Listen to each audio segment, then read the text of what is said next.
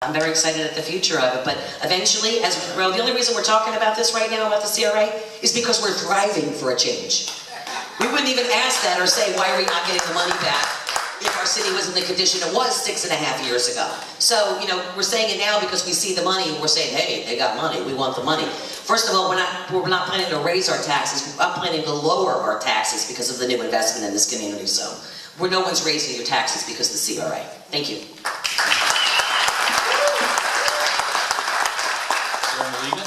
I am a huge fan of the CRA. I am one of the homeowners, and I'm not low income, so let that be known. It's not just low income people who bought into this neighborhood, into Lake Worth. The CRA in our neighborhood, in Royal Point, Sienna, we have 5 of 12 homes. 12 homes, 6 by 6. 5 of those homes are brand new homes with people who are invested in their community, who serve on boards, who are volunteers, who put their time, their effort, and their money into this community. So yes, I'm a big fan. Do I think it needs to be reformulated? We need to look at the blighted areas. When it was created, yes, downtown was a blighted area.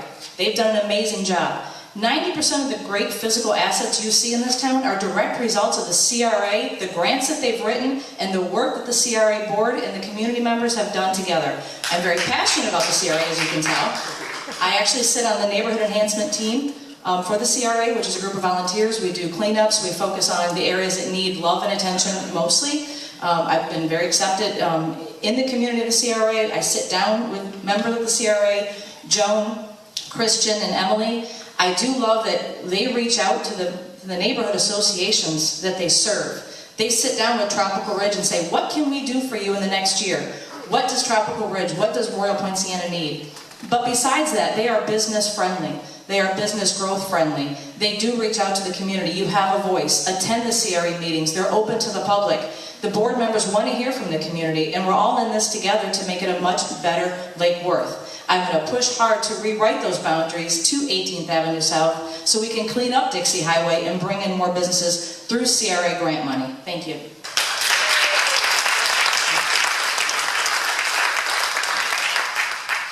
All right. This is another 2-minute question. How should we continue developing the area west of Dixie Highway? And I guess we'll go back to our original lineup. We'll start with Pam Shapiro and go down the line. So could you just have... How should we continue developing the area west of Dixie Highway? Or strategic, I assume. That also. Sure. I think one of anybody who's known me since the beginning knows that the west side of Dixie Highway has been a focus of mine since I got there. I took a very long tour of the city and assessed a lot of things that made my hair curl. That wasn't hard, but it did. And I just saw areas of neglect from infrastructure, especially that the city had ignored for a long period of time. I believe that everybody deserves the same thing. I remember the first year getting the Christmas lights on the west side of Dixie because the holiday lights had never been on the west side of Dixie before, and getting things fixed and appealing to the state to get some programs. I see what the CRA is doing in the artist lofts and a lot of people in the arts community. I know from down in Miami, some people are moving up. They got displaced by I think a Porsche dealership or something like that down in one of the arts districts, and they were starting to move up to the lofts in the western part of our community and creating their art. I mean, you've got Ben Zeiton there. You've got the the arts buildings right there in the old shuffleboard courts. So many cool things happening. That's our future. The western side of the city of the Dixie Highway is our future. I always believe in my heart that our downtown starts at that traffic circle. That's downtown. And it should always be that way. And you're going to see a lot of improvements that we've planned in the last 2 years that are going to come to fruition probably in the next year. So I'm excited about that, and I think we've got more to work to do there.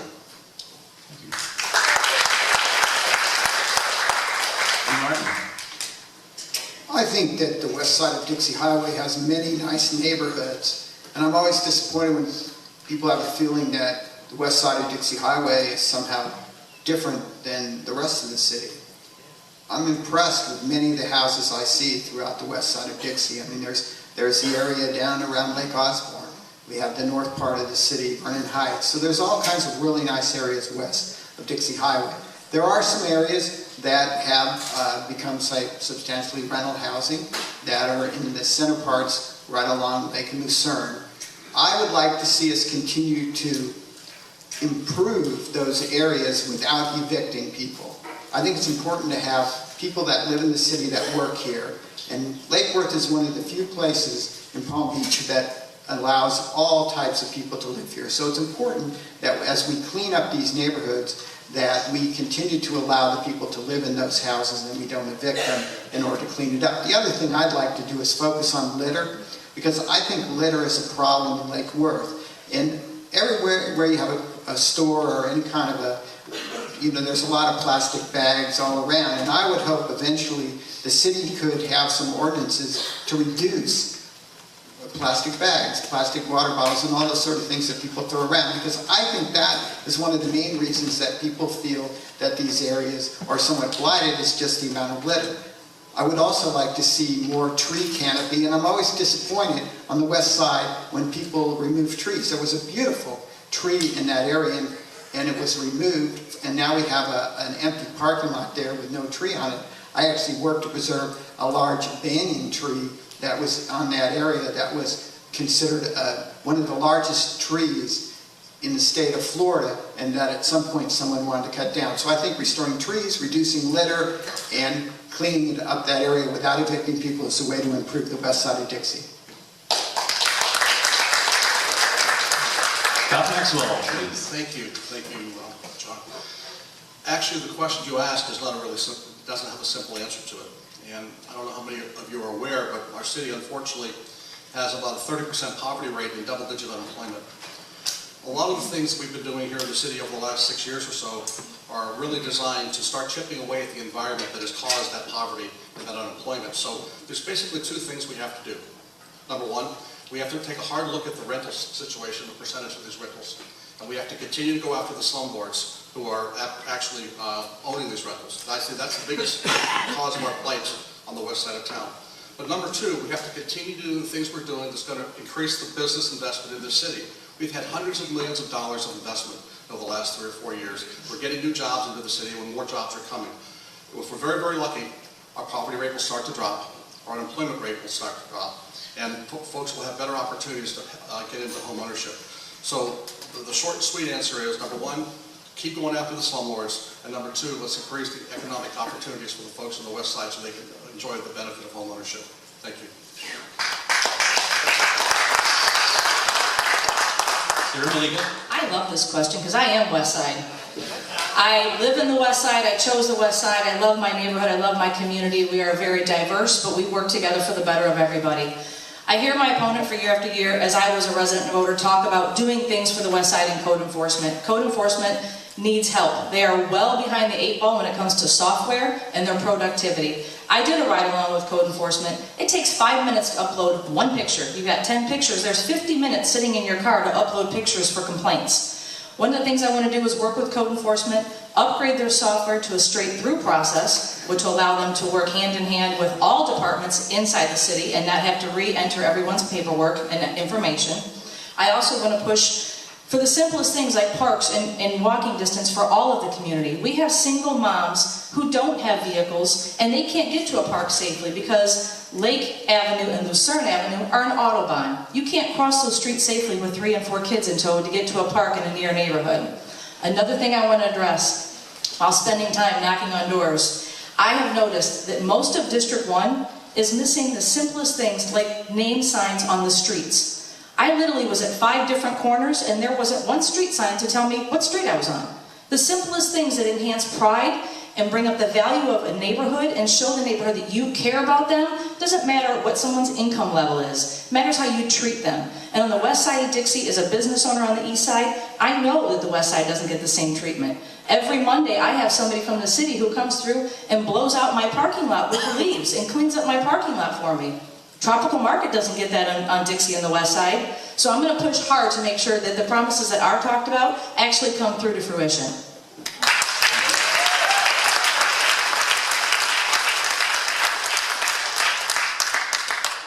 Is everyone doing okay up here? Anyone need a drink of water? We're good? Okay. This next one, we're going to start with Drew Martin. Come this way, and then finish up with Scott Maxwell. All right. Question number 5. 1-minute question. Just let Sarah lay it out. Okay. 1-minute question. It's great that we have a residential electric rate parity.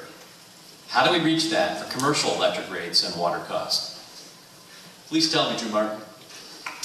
Well, I used to serve on Palm Beach County Soil and Water Conservation District, so water conservation is important to me.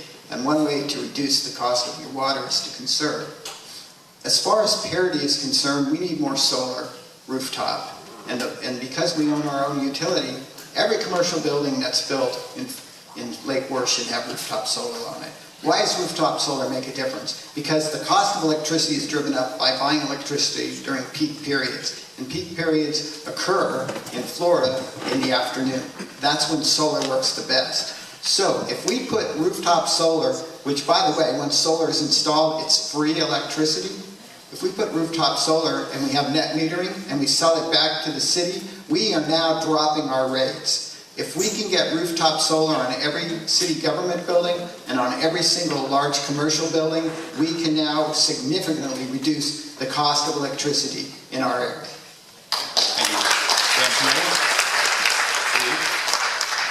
I'm a big fan of solar, so I built a solar farm on the old Cap Lane farm in the south end of the city. Provides 2 megawatts of power.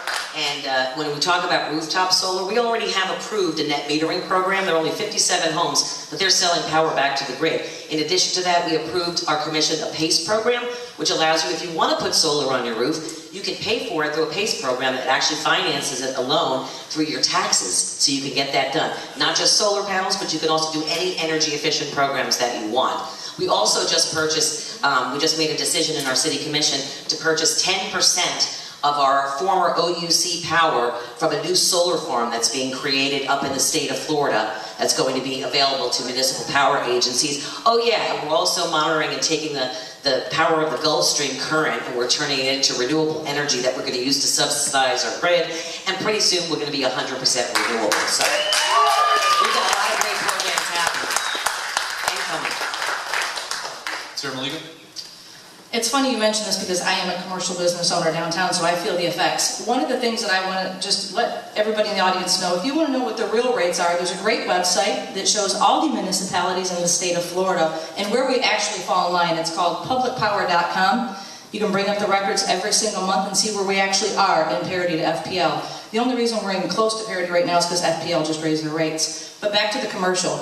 Do you know that when you come into this town, you have to give 2 months security deposit for your business from the previous tenant that the city holds in a non-escrow account where they get to collect the interest, but they don't pass it down to the business owner? They also don't let the business owner have access to those funds. So what I'd like to do is, if you've made your payments for 24 months, give access to one of those months of deposit that's in the bank, and let the business owners use that as emergency funds and help business owners get through storm weather, get through slow times, and keep the businesses open. We have to start focusing on how do we keep the people we have here and how do we bring more.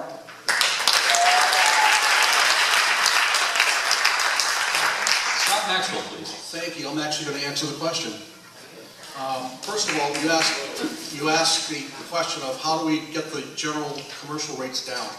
The biggest problem we have with the commercial electric rates is that we don't have a strong enough mix of commercial properties to residential here in the city. We've been relying so long on the personal property to generate our ad valorem taxes to run the city.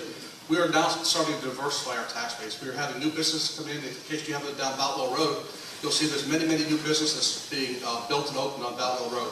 So I think that as you see the number of commercial businesses open up, I think you can see the commercial rates start to drop because it's all a function of volume.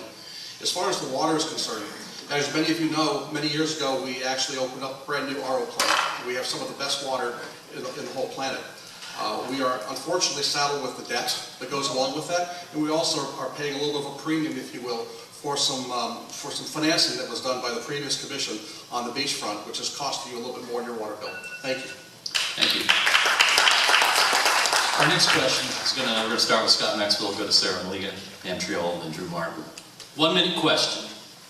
Generally, how do you think the City of Lake Worth elected leaders, administration, staff, and the electric utility performed prior to, during, and after Hurricane Irma? And how can we improve to be ready for the next big hit? Well, that's not a fair question because I'm a little biased. But I will tell you this, I have nothing but high praise for the preparation that went in with our city staff in preparation for Hurricane Irma. I have never seen a team that unveiled their protocols and the processes so flawlessly as our team did. These guys and gals and everybody in the city, every member of our staff in the city had a role to play during Irma. So the answer to the question is, we did a heck of a job as far as keeping the power on as long as we did, and we did a super job of getting it back up as quickly as we did after the fact. And it was all due to good planning and execution. There were some lessons that were learned. There are lessons to always be learned when we have an event like that. And we've made adjustments, and those lessons will be learned from it, and we'll reap the benefits for those in the future. Thank you. All in all, I think the city did a good job. I will say that, you know, we are on the platform where the sheriffs and the school get turned on, so we were only out of power for like 40 minutes at my house, so I was grateful. I think they did a fabulous job in that regards. I think that they did a great job turning out and cleaning up the mess. I will say that I was very thankful when we passed the parity to say, you know what, you don't have to pay for a permit, and we're going to forego any fencing permits that needed to be done. So I think all in all, the city worked really well together. I think that, as my opponent said, you can always do a little bit better, but I will tell you the one thing I would like to see more of is working together for things like getting the banners down. The Neighborhood Association President's Council spent $5,000 on banners that were all blown down during Hurricane Irma because we couldn't get the staff out to take them down, and that was a big letdown, and that's why I went to the mayor and asked her to please find funds in the budget to replace those banners, because we worked hard to get that grant to get those banners up, and it was a shame that the city couldn't get them down and protect them before the storm hit.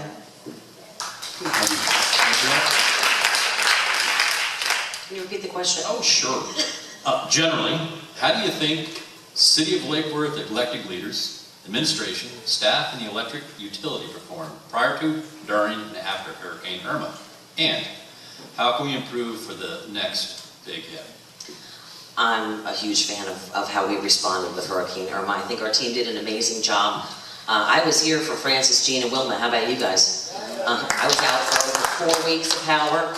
And I think that when you go through storms like that over time and time again, you tend to, I'm a very pragmatic type of person in regards to, you know, I take note, I listen, and I see what's going on, and I know sometimes you forget that we're also residents and business owners that rely on these services as well. So I took notice to see we need to get up first. As a resident, I was one of the last ones who was restored this time around, but I know that we were up first, and we were up before FP&L was, even with our major grid. So I'm proud of them. Could we do something better? Of course. The one thing I really focused on was communication, and I hope you noticed the difference in communication this time around from the city, letting you know when things were open and what was going on.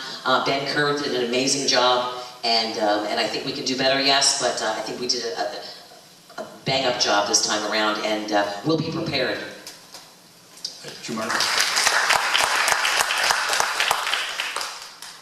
I think the city did a fine job, and I have no criticism of how the city handled it. I think people need to remember Irma, we did not get hit the way we had thought we might have been hit. So as happy as I am about how everything went, I think we have to be realistic that this is not a test of what could actually happen. I also lived through Francis and Jean, and I know that we suffered a great longer period of time. We need to continue to harden our structures so that our system can handle a serious hurricane. We need to be prepared. I have a very light carbon footprint, so I'm much better at living when there isn't power than most people are, but I know for many people it is an inconvenience. One thing I encourage people to do is before a hurricane, turn off your sprinkler system so you're not sending, your sprinklers aren't turned on. That's bad for the environment. So people need to also take personal preparation into account. Thank you. We're going to take just a slight break. You know, we are here thanks to the theater allowing us to be here, and we're asking everyone to dig a little, maybe. Also, candidates. Dig a whole lot. Can we turn on the house lights? Hashtag blessed. All right, we're passing the hat because we are here at the Playhouse's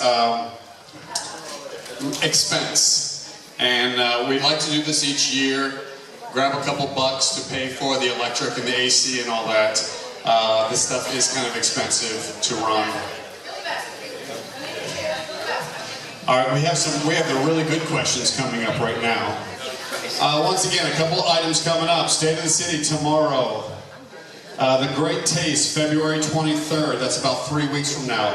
This Friday, as in 2 days from now, Friday, Saturday, and Sunday, Lake Worth hosts the Garlic Festival.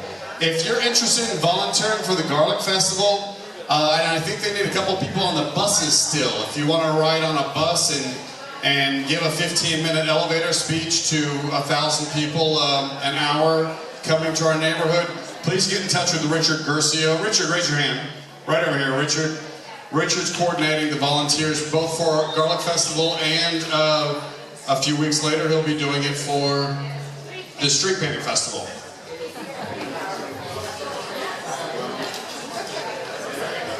Who's having the next candidates forum? Bryant Park? Parrot Cove?